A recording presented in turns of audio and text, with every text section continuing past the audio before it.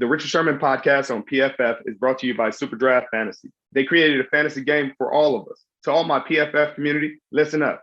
Player props are now available, and you can win up to 20 times your entry.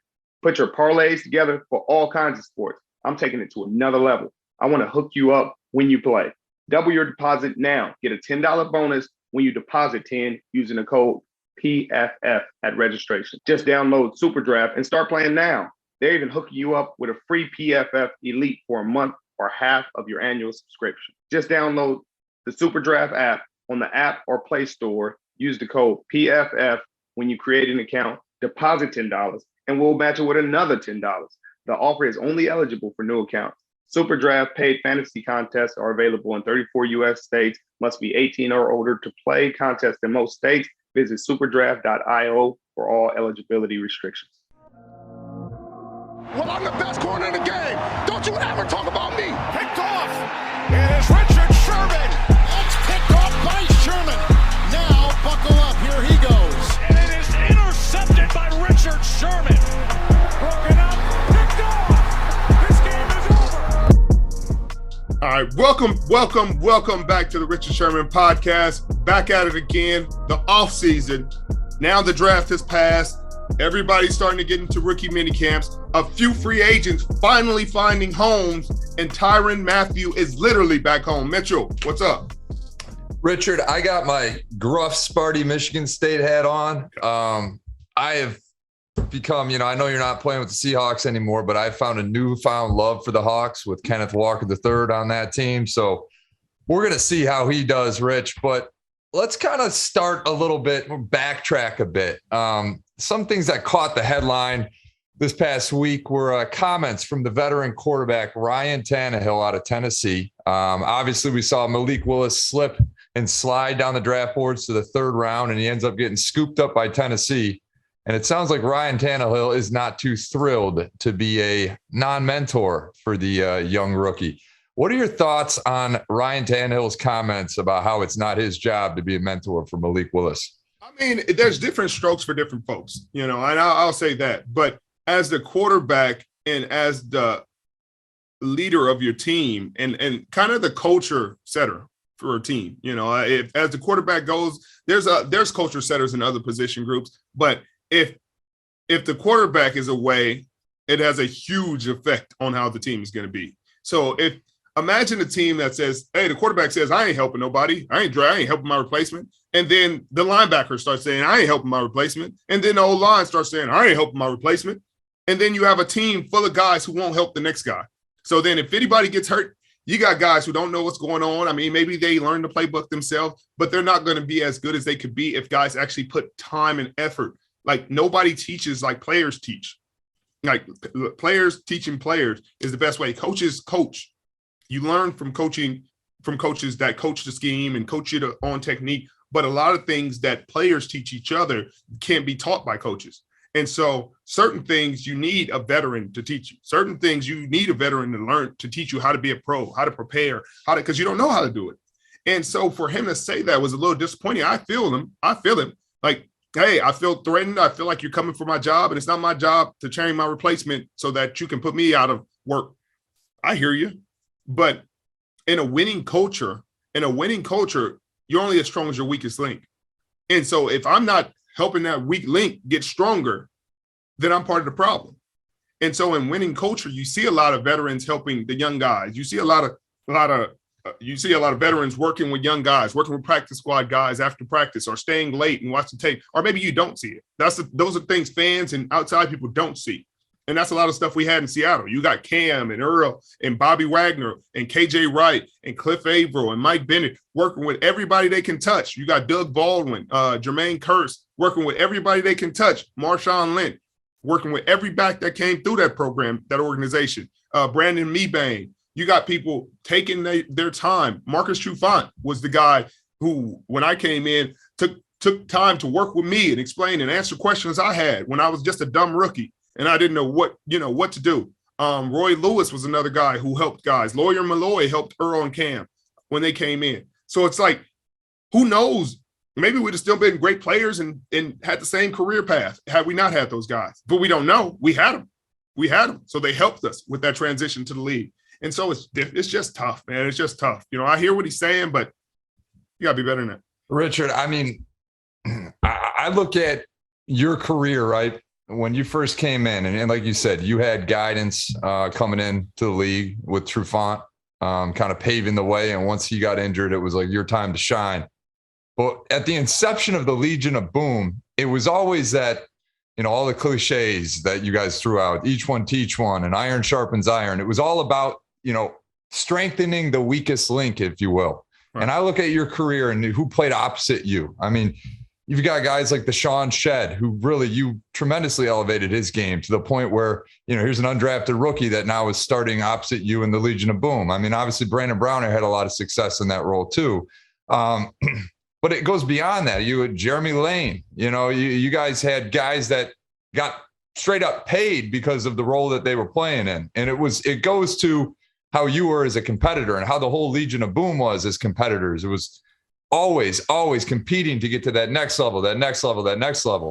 And once your time was up in Seattle, what'd you do? You went and did the same thing in San Francisco. I mean, you were the biggest cheerleader when you were hurt that first year for the few games, you know, and then the second year you're bringing around these young rookies, Emmanuel Mosley and different guys. And you look at these guys now and it's, you know, not to toot your horn, but when I think of a leader, I think of someone like yourself that elevates other people's games around them, because this game is bigger than just one person. Obviously the quarterback position is different, and Ryan Tannehill, you know, to his defense, is still in the prime of his career, but you're only one hit away from being on the sidelines. And like you said, this is a team sport. It might strengthen him as a leader to stand up for this guy and mentor him. Right. You're totally right. And the perfect example I can give is Brandon Brown. And when we came in, we were both low on the depth chart. We're competing for, honestly, probably the same spot.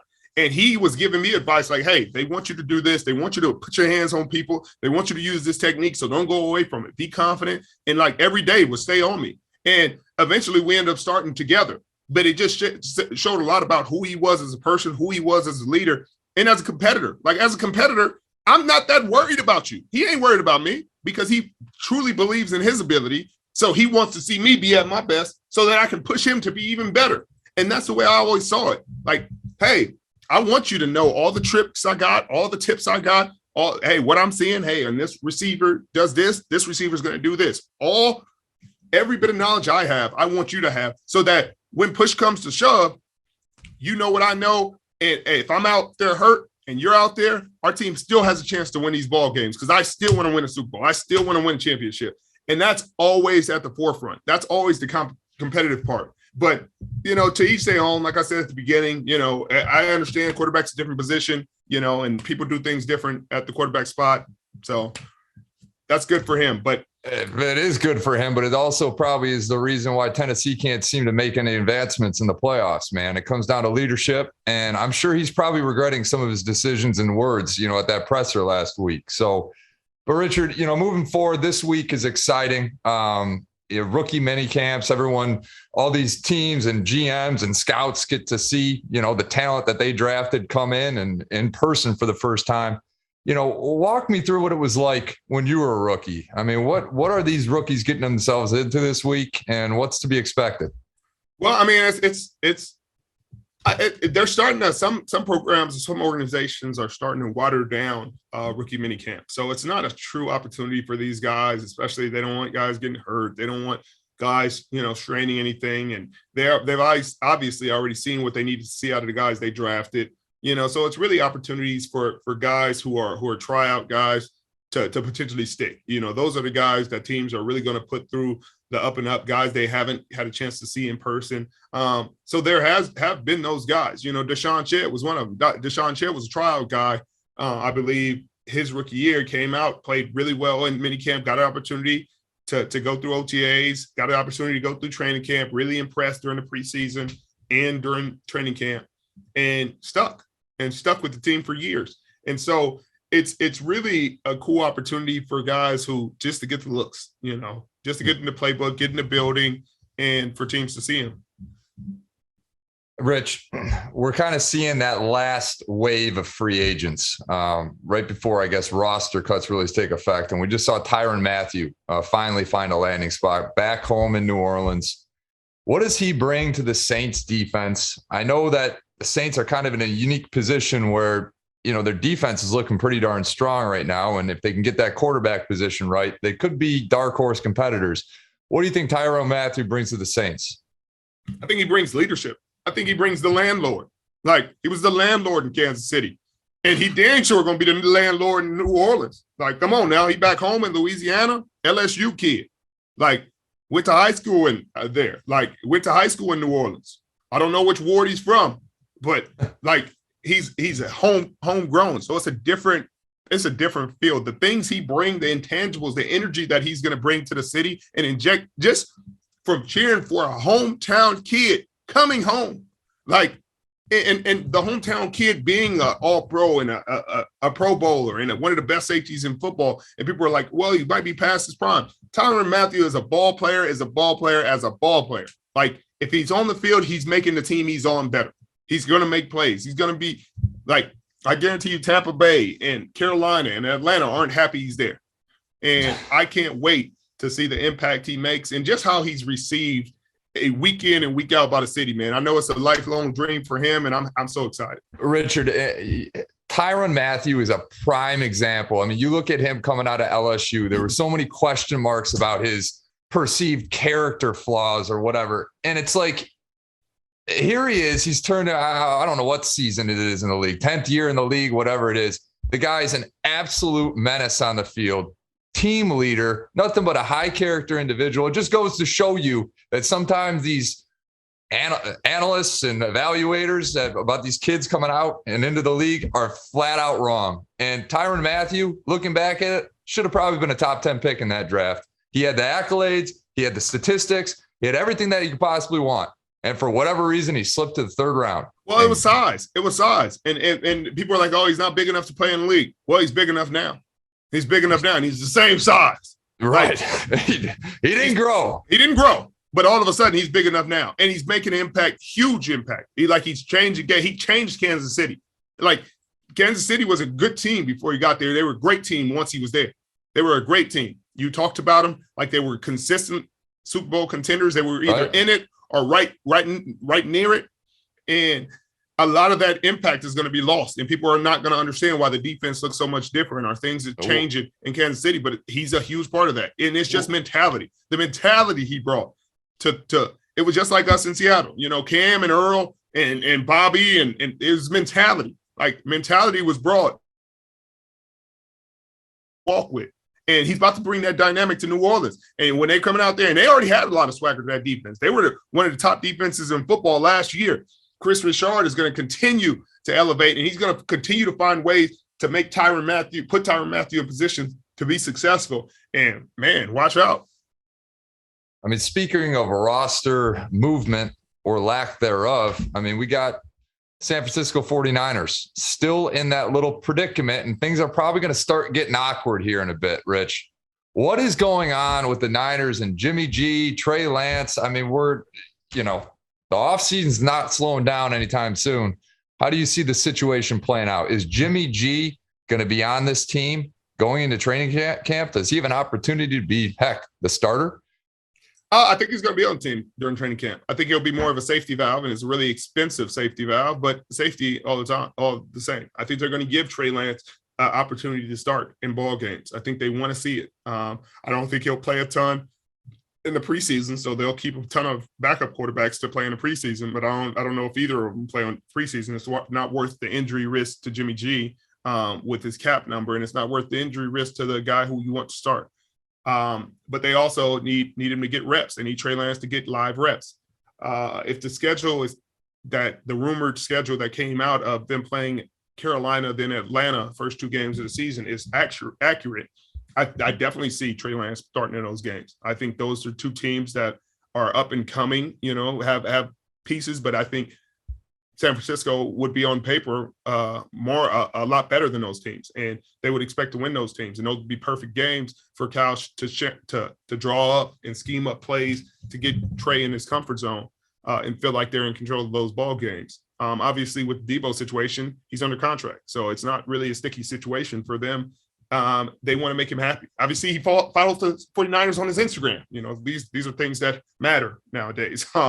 These are things that change. It's important, Rich. I mean, it's so important, who you're following, who's in your bio, all that good stuff. The thing that's being lost in all this Debo Samuel situation is a guy that's going to cost more.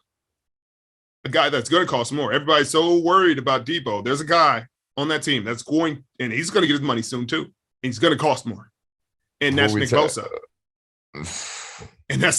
Like it's almost like you're like watching one horror movie and you're like, man, all right, we got that killer. All right, we're done. Like, cool. And then you're like, wait a minute. And then you just hear the ominous music. It's like, yeah, Nick Bosa still has to come to the table, and he still has to, like, he's not causing the same headache. He's not causing any hurrah or drama, but he has a brother. Yeah. And unfortunately, Rich, in John Lynch's case, being a great GM has a blessing and a curse, because you draft great prospects and great players. Guess what? In 4 or 5 years, you got to pay them a heap of cash. And then your job becomes a heck of a lot more difficult. But Rich, you're right. I mean, they're making business decisions up there in San Francisco. I mean, this business as well, if not better than anyone else out there. I mean, they're going to have to make serious considerations here. But obviously, they like Debo enough to not trade him because they had offers. But the offers weren't what they needed for him. Like Debo, if you're not giving him 2 first-round picks, then it's not even a conversation. He was that kind of talent at the end of the season. He literally carried the team on his back to an NFC championship, and they value him in that way. Maybe other teams obviously don't value him in that way because they did not offer 2 first-round picks. So if no team valued him more than the San Francisco 49ers value him, then he's not going anywhere else. And that showed with the trade offers. They got 1 first-rounder, offered a top 10 pick for him, but that's not enough. That's not 2. And so I think because that's the part of the Jimmy G situation that may have to get resolved. And that's the only reason that he may be cut, is because that's $25 million free immediately. Right. That frees up immediately. And when you have to pay 2 guys $25+ million, be a lot easier to do it with an extra $25 million. They call that simple mathematics there, Rich. Yes. John Lynch is going to have his eyes on a young rising prospect out of Maple Valley, Washington, none other than Raiden Sherman, your son. I mean, you've been posting on Instagram, Father of the Year over here. He's absolutely killing it in track meets left and right. And then he's probably 3 times as fast as the next fastest guy on his team for his flag football league.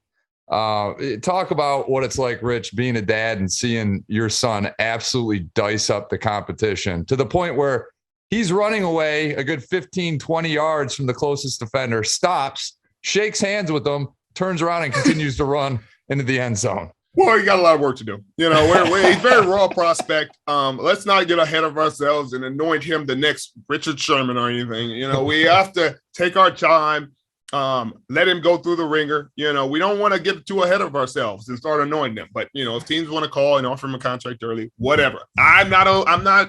If Mel Kiper we got NIL deals to worry about, Rich. We can get him paid early. So come on. If Mel Kiper wants to put him in the 2040 mock draft in the first top 10, I'm not okay. Okay. Right, I'm not going to be upset about that. Stanford University wants to reserve a spot for him on the team. Okay, David, I got you. He's gone. But that's just me. If the Seahawks want to draft him, cool. Keep him out of the 5th round. First round is okay. Richard, we got a special guest up next. Lewis Cine from the Georgia Bulldogs, 1st-round pick of the Minnesota Vikings. What do you like about his game?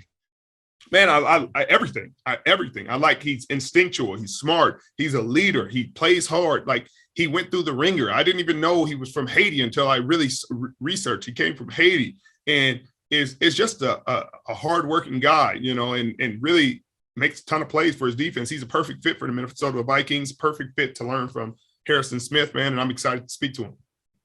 Well, Richard, we got Lewis Cine on next. Appreciate you, Mitchell. We'll catch you on next week. The Richard Sherman podcast on PFF is brought to you by SuperDraft Fantasy. They created a fantasy game for all of us. To all my PFF community, listen up. Player props are now available, and you can win up to 20 times your entry. Put your parlays together for all kinds of sports. I'm taking it to another level. I want to hook you up when you play. Double your deposit now. Get a $10 bonus when you deposit 10 using the code PFF at registration. Just download SuperDraft and start playing now. They're even hooking you up with a free PFF Elite for a month or half of your annual subscription. Just download the SuperDraft app on the App or Play Store. Use the code PFF when you create an account, deposit $10, and we'll match it with another $10. The offer is only eligible for new accounts. SuperDraft paid fantasy contests are available in 34 U.S. states. Must be 18 or older to play. Contests in most states. Visit superdraft.io for all eligibility restrictions. Well, you guys know what time it is. You know what time it is. It's the SuperDraft Super 15 contest, formerly known as. It's the over and under. Prop bets. Prop bets. I don't know who won last week. Probably me. I don't know. I'm going to guess that. But right now, Jason Tatum, over under 28.5. His defense has been better than his offense lately. He's dealing with Giannis Antetokounmpo. Very tough to deal with. Handful. A lot of energy. Under 28.5. Giannis Antetokounmpo, under 30.5? No, over 30.5. He's ready. It's time to close him out. Boston has been playing great defense on him, but he had 42 last game. He's been playing great defense on him, but he had 42. And everybody's like, well, he's a walking offensive foul. They ain't calling it. 42. And we ain't talking Don Julio. Steph Curry, over or under 27.5 versus the Grizzlies. I got him over. He's getting his swagger back. Ja Morant is not playing this game. I think Steph Curry is ready, smells blood in the water. Send him on. I don't know what's more incorrect, your pronunciation of Giannis Antetokounmpo or your picks, man. I mean, this has been first and foremost, I'll say this, Rich. I don't know who won last week. My gut tells me I did, but for the love of God, if you're trying to utilize your NBA pick'em record against my NFL Super 15 picks, where I absolutely destroyed you throughout the season as your, morale booster on your side, you got something coming to you next year, my friend. Anywho, Jason Tatum over under 20.5 points against the Bucks. The Celtics need to win this game. He's going to go over. Giannis Antetokounmpo, as Richard pronounces him, is going to go over 30.5 points against the Celtics. And then finally, Steph Curry. I think he takes a backseat this game to Clay and Jordan Poole, who's been a surprise revelation for that team, even though I do not like the University of Michigan at all. I think it's Jordan Poole's time to shine along with Klay Thompson. And you know what? Let's sprinkle in 15 points for my boy Draymond Green. Steph Curry takes a back seat in an easy win tonight against the Grizz. And I take home another W. I'm going to call it another W because I'm going to assume I won last week as well, Rich. Well, obviously, these draft picks aren't the only ones that are dreaming. Mitchell is obviously asleep right now because he's dreaming if he ever thinks he's going to beat me in this over-under prop bets part of our segment. But we'll see you guys next week. Use the promo code PFF to get your first $5 contest free. No credit card required, no strings attached. Get your picks in. Hit us up on Twitter. Let us know what you think. Let us know what your picks are. Obviously, I'm going to win, so follow my picks. Welcome to the Richard Sherman podcast. We got one of the best safeties in this draft, Lewis Cine, coming to join us, man. I appreciate you joining me today. Thank you for having me, man. Thank you for having me. No problem, man. So tell me how you feeling. Obviously the draft is over. It's a lot of stress, a lot of headache. People think, oh, it's the best day of your life, but it's really just stress until you get drafted. Like, tell me how that process went. You hit the nail right on the head. You're at home just waiting. You don't know, the whole process. You got this guy telling you this guy telling you that. If you're here, we're definitely gonna pick you. A whole lot of lip service. Right. And then when the day comes, those guys that, told you if you're there, they're going to choose you, start passing. So like, all right, as long as, I get picked and then, 10 passes and then you get to the 20s. Now at this point, I'm like, all right, I'm starting to get nervous. Right. I'm like, yo, somebody picked anybody. So by like I had a team of 27. They know who they are. And I ain't got to say no names. It was at 27. You know, the whole process, man, if you there, we're going to pick you. Okay. They moved down to the second round, first pick, second round. I'm like, damn, they did me just so dirty. Dirty. And then at this point, I'm like, all right, you know what? If I don't go today, it is what it is. I go lay down. I'm like, all right, let me just chill. You know, I received the call. I was like, thank God I just got picked. And how you feel about the pick? Because I think that's a great spot. Minnesota's always had a great defense, and Harrison is a great person to learn from. He's been in that scheme since Jesus was a baby. And so he's a great person to learn from, and I think that division is solid. You know, I mean, you got Green Bay, you got A-Rod to deal with, so he's gonna be quick learning. But I think it's gonna be good for you, man. Honestly, I'm just excited to start, man. I know the NFL is a different beast, so you know, wiring my head differently, you know, to just come in and learn right away. Because the best thing I can do is like soak in everything that's told. And from there, watch the vets, see what they do, and then, you know, emulate that. Yes, sir. And that's the perfect approach, man. You got the right mindset. It's humility. You come in with humility, you'll be fine. Like, be willing to learn, be willing to listen, be willing to carry helmets and pads sometimes. You know what I mean? It's just part of the process. You know, you're not always going to have to do that. It's just part of the learning process. But also, don't give a game too much credit. Like, don't give it more credit than it deserves. There's great players out there, but you also are a great player.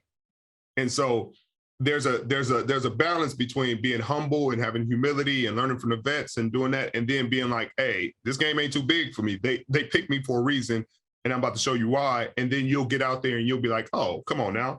Like, I've been playing this game my whole life, and now I don't got school. I don't got nothing else to distract me. Like, this is all I got. Y'all about to deal with me. Yeah, man. I mean, that's probably the best thing to look forward to. There's no school. Like in college, you got 2 jobs.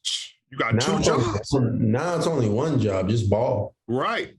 And don't get distracted. You'll say it's a second job in there. It's hidden. It's a hidden job that you don't want that we don't talk about, but it's a hidden job in there. But don't get distracted, because that other job is different in college. You know, I'm sure there were some distractions in college, but in the league, it's a lot of targets on your back, and not always people looking to hate on you. You know, it's people looking to make you feel good, you know, in some way or another. But, you know, it's always that balance of work hard, enjoy yourself, but you got goals, you know what I mean? You like, this ain't the end for you, is it?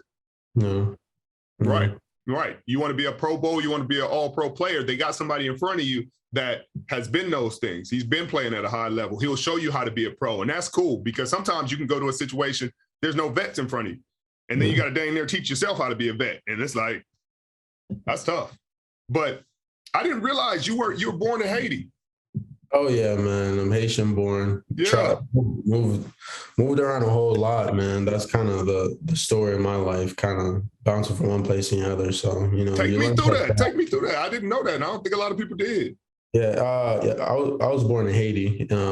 Moved from there like 5 on a visa. You go back and forth until, you know, you can stay. Okay. And I stayed in Florida until 8. Okay. And then moved to Boston, did kind of where I grew up, and then moved to Texas to play for Dion. I know you know Prime. Mm-hmm. And then right after that, went to Georgia, did my 3 years there. Now, taking my talents in Minnesota. You said did my 3 years like it was a bid. Hey, dude, I had the mindset. I'm like, all right, man, I'm going to come in and do 3 and then scooch out of there. So how did Dion get you out of the bean? How did he get you out of Massachusetts, man? Because you were player of the year your junior year, you were balling, y'all won state. Like, what did Dion have to tell you to get you to move all the way to go play for Cedar Hill? It didn't really take much convincing on his part. The only reason being, it's like, I knew, like, I had to be direct and real with myself. It's like, man, there's a lot I don't know about the game. Because up north, people just run the ball. So I became real good at just stopping the run. Right. But the whole, you know, spread, you know, figuring out quarters and all that stuff, it was still new to me. So I'm like, all right, if I want to, you know, help myself in college and start and get on the field, I had to go learn something different. And, you know, I met Dion in camp, you know, I impressed him. And that's when, you know, the idea and the offer of just going to play for him came up. Yeah. I was like, all right, it's Texas, it's warm, 24/7, and I can work on my craft that whole year before I go to college. And you know, that's when I jumped on it. Boy, you got the right mindset. You got your mind right the whole way, and that's crazy because when I was in high school, I wasn't thinking that way. You know, I was just out there trying to get it. Did you play any other sports in high school, or you just straight ball? Yeah, throughout middle school, I did soccer, basketball, and then high school I did track. Okay, what you doing track? Everything. Yeah, you know, I was one of those guys. Oh, Lewis, come on. Oh, I had to do everything. I'm sure. Did you run when you was with Dion and them, or did you just stop after you left? Like I enrolled early, so I missed on the spring track. Okay, yeah. That makes sense. So how'd you enjoy your journey at Georgia? Because you started the last 2 games as a freshman. You played in 14. So I mean, it was like they put you in right out the gate. In the beginning, like it was kind of frustrating. Only reason being, it's like if anyone knows Georgia and Alabama, their defensive playbooks and the scheme will give you headaches. Right. Because when one person motions or shifts, you're making a check, and the safety is the one communicating it. Right. So I'm like, yo, why am I making a check for this? It's like he only moved 2 inches in, like that big of a deal. Right. So it took me like kind of a whole year just learning. And then by the time it started to click, I was just playing.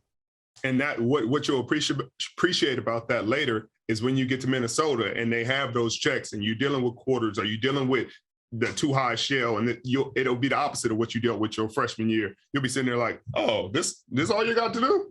Oh, so I can just play. So a little bit of disguise and all right. Like, what's crazy is I looked at the playbook and compared to what I had at Georgia, I was like, the heck? This is supposed to be complex.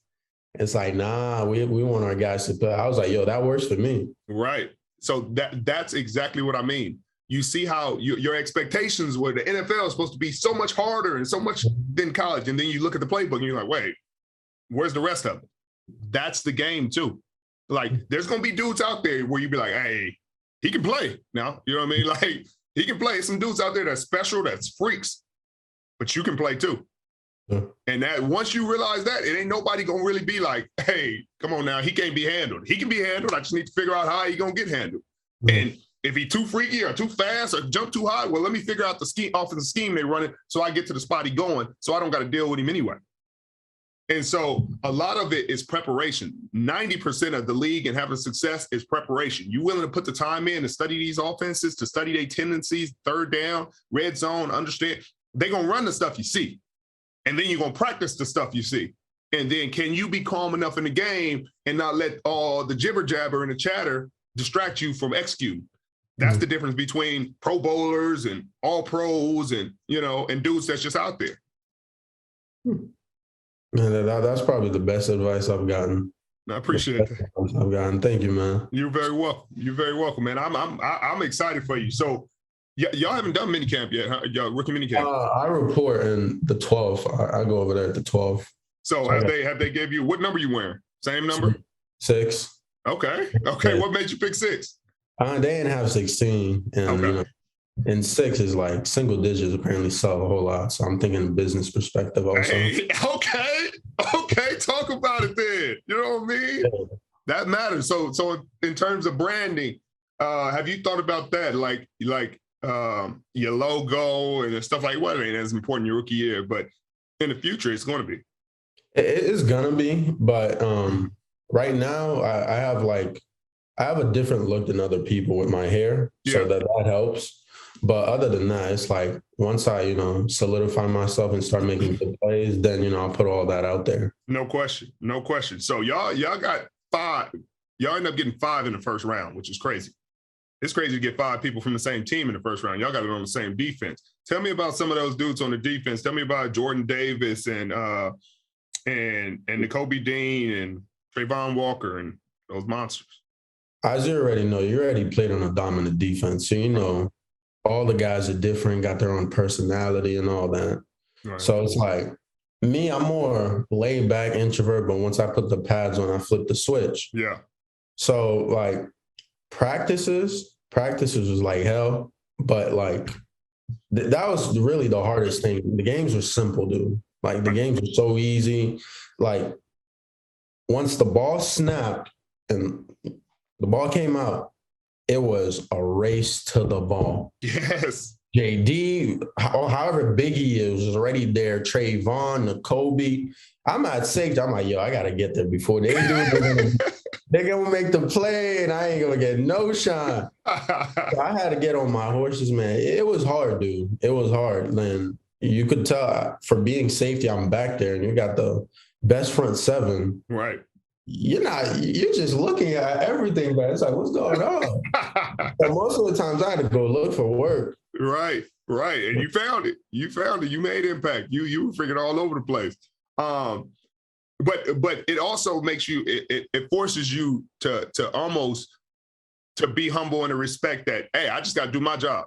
Like, I don't got to go do over and beyond and try to do extra and try to, hey, I play my role. Everybody plays their role. That's great defense. It's when people start getting selfish that great defense can go get eroded and it's trash. You know, people think, oh, great defense. Everybody got to be a superstar in your role. Superstar in your role. Like, hey, this is my lane. That's his lane. That's his lane. I don't need to jump in here. I don't need to jump there. I need to stay here. This is what they need me to do. I will get my shine from that. A lot of people don't understand that. And I know you do because, you know, obviously y'all were able to shine. And how was the national championship? You know, obviously y'all lost to them. And then going into that national championship, y'all had a different mentality. We needed that loss, man. The first loss we got by, we needed that. Yeah. I feel like we was getting a little, like, too cocky in a way, and we was getting a little too pretty. Yeah. And we needed that loss and able to, like, get back to everything we know. Right. So, like, once after that loss, we went back to practice. We asked ourselves, like, all right, are we just going to get our behinds kicked and just move on? Or, everything's still in front of us. How are we going to respond? So we just practice with a chip on our shoulder. Right. Like, now it's a one-game season. We lose again, we're out. So it was just look at that in that perspective. It's like, all right, we got to get them back. Right. It was Michigan, cross them out so we can get back to Alabama. And once we got there, we just kept it simple. Blitz, man. Yeah. Other than that, nothing too pretty, nothing too crazy. Let's make them get it the hard way, really. Right. Let's make them work and let's put it on our back. Because people, that sounds simple, but playing man-to-man and blitzing every play is not that's hard. You got to get there one. You got to play good man, too. Right.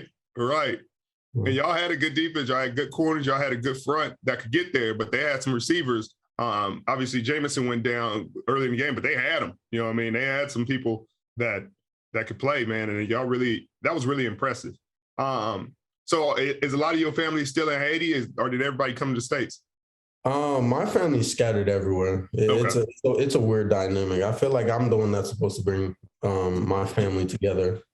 Here's the only reason I said, I'm not saying like just because now I'm making money, I'm gonna be breaking out. That's not what I mean. Like, my mom's in South America, Chile, with two of my brothers. My dad's in Atlanta. I got sisters and family members in Boston, people in Brazil, PR. I'm telling you, my family's everywhere. So it's like, when people ask me, where's home? I have a hard time telling where home is. When people are like, oh, where's your family? I have a hard time telling them. So it's that's crazy. That's spread. Like, usually people are like spread, like, hey, I got some in California and they in Northern California or Southern California, couple in Nevada, but you got different parts of countries. Everywhere, man. So it's a little tricky.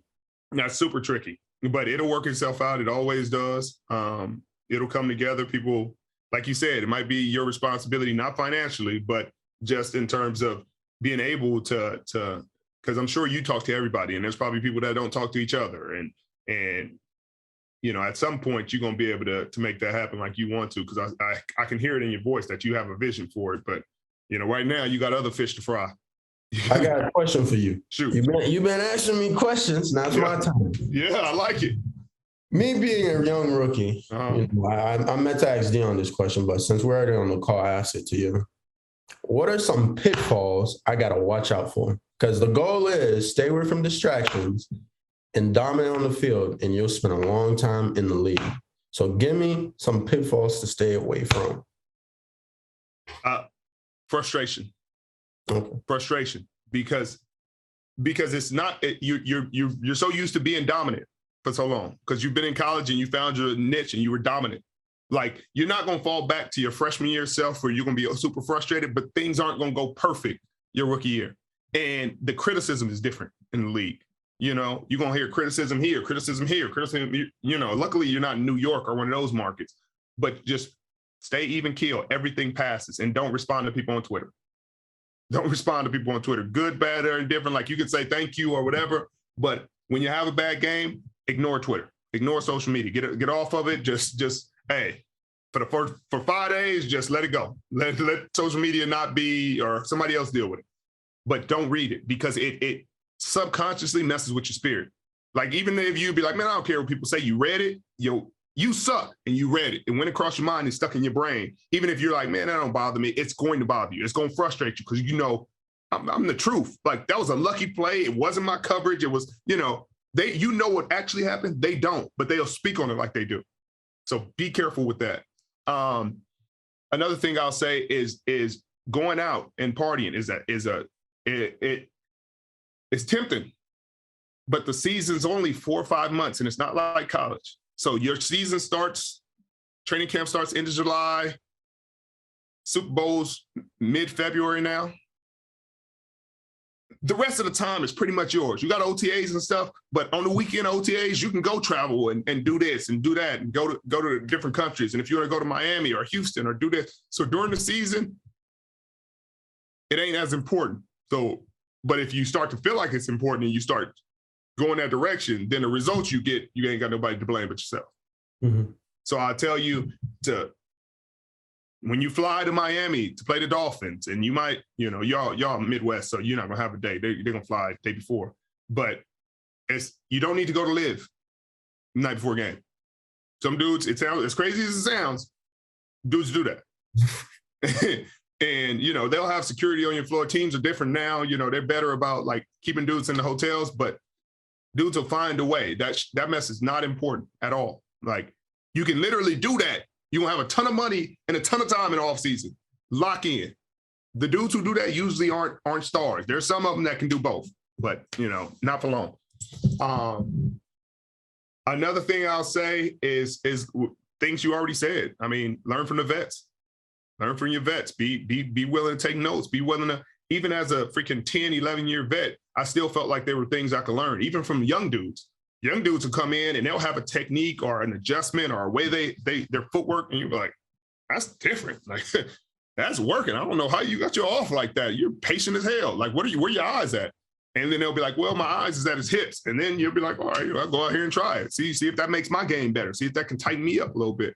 And so never feel like you can't learn anything else. Like, hey, I've arrived. I got it. I'm an all-pro first team. Like, I don't need to learn from y'all little, y'all little bums. Like, you can learn something from anybody. Treat everybody in that building, from the damn janitor to the GM and the president, with respect, and they will do you the same. Sure. And that'll be a big deal because you'll probably be there 10 years. You know what I mean? So if you treat the equipment guys with respect, you treat the kitchen staff with respect, you treat everybody with respect, they'll respect you, and you'll see your journey is a lot different. You know what I mean? You'll be anything you want in the equipment room. You'll be sitting there like, hey, could you stitch this towel to my pants like this? You know what I mean? And they'll be like, there's no problem, because you've treated them with respect and nice to them.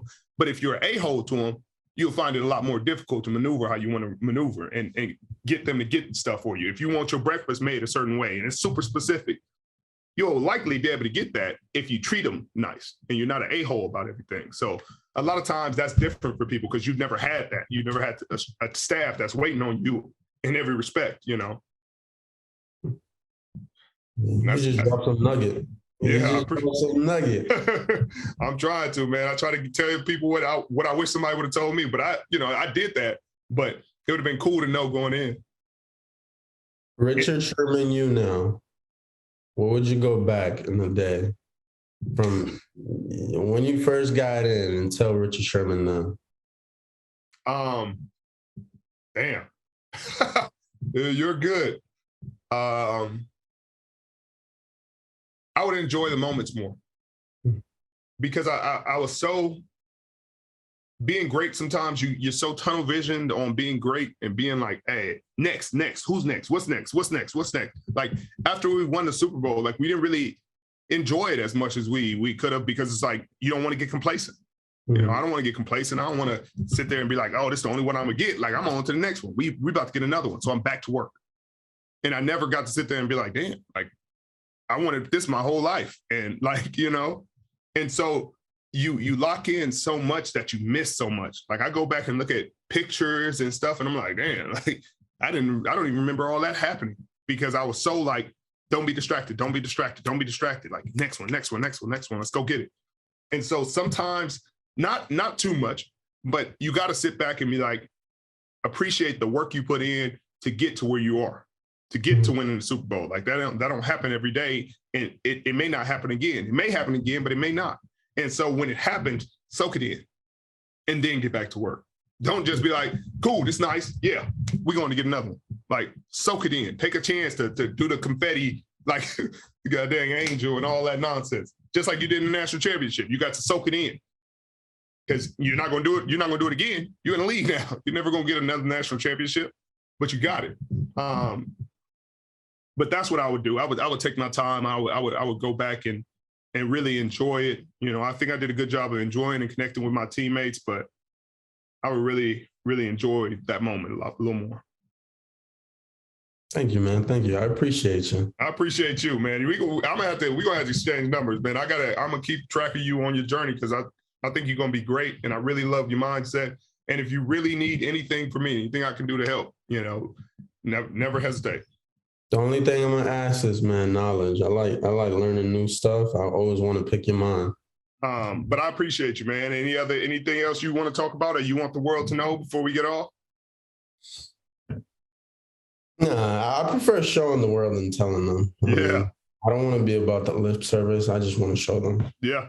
Well, then do that. Because they're gonna be all ears, all eyes. Y'all got a bunch of primetime games. A-Rod, I'll give you this fair warning. You're about to be in this division and deal with him twice a year, so you're going to learn it yourself. He can get the ball anywhere at any time from any arm angle. Understand that.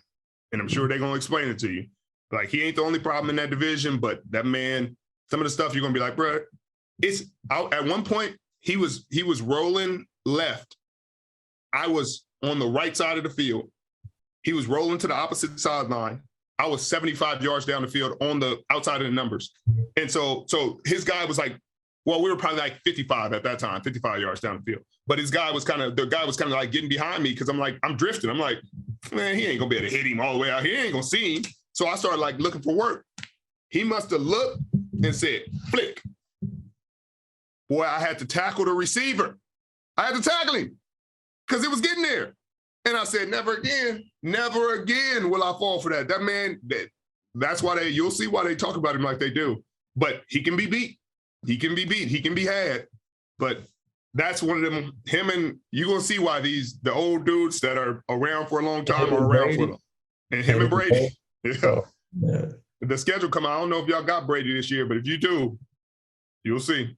Especially in the 2-minute drill. I just want to pick him off once, bro. Right. That's all I wanted. About him. That's all I wanted. I got A-Rod in the NFC Championship twice, and I got Tom my second year. So I was like, I keep both of them. Good. As a trophy, I'm gonna keep this right here. I'm keeping them. Look, then I had to trade jerseys with them one time. They don't always trade. They it's hard to get the jerseys off the quarterbacks, but the jersey stuff, that's another thing I'll tell you. Don't be too prideful. Trading jerseys. Trade jerseys. Yeah, don't be too prideful. Like, hey, ask. They might say no. Most of the time, people don't say no. But if you got like a legend or somebody who you've been admiring, and and they about to be out the game, and they in their 12th, 13th year, hey, bro, have a lot of respect for your game. You mind if we? Because if you don't, you're going to regret it. And you might never run into them again. Or you might be like, hey, could you send me a jersey? Like, it probably ain't going to happen. Dudes ain't going to send you nothing later on. But right there in those moments, take advantage. Because right now I got freaking a cool collection because I just asked. I got Charles Woodson. I got Tom, Aaron. I got Megatron. I got, AB. I got all the dudes that I respected while I was playing, who I played against. And it's cool. Yeah. You got that in your man cave? Yeah, I'm getting them set up right now. Yeah, hey, man. Yeah. I won't be a man cave. I'm going to have to wait. Right. You got to get the jerseys first. Yeah. But Rich, thank you for having me, brother, man. Yeah, I appreciate you. you. A whole lot of respect for you, a whole lot of respect for your game. You talk that smack, but you back it up with your game, man. I appreciate you for having me. I appreciate you coming on, man. And I'll probably be in the media space for a while. So when you're all pro and pro bowler, don't forget about the little people. I'll probably come tap you on the shoulder, be like, hey, remember, you want to do an interview? Oh, no, you too big time now. I remember when you was a rookie. Bye-bye. Beat the traffic.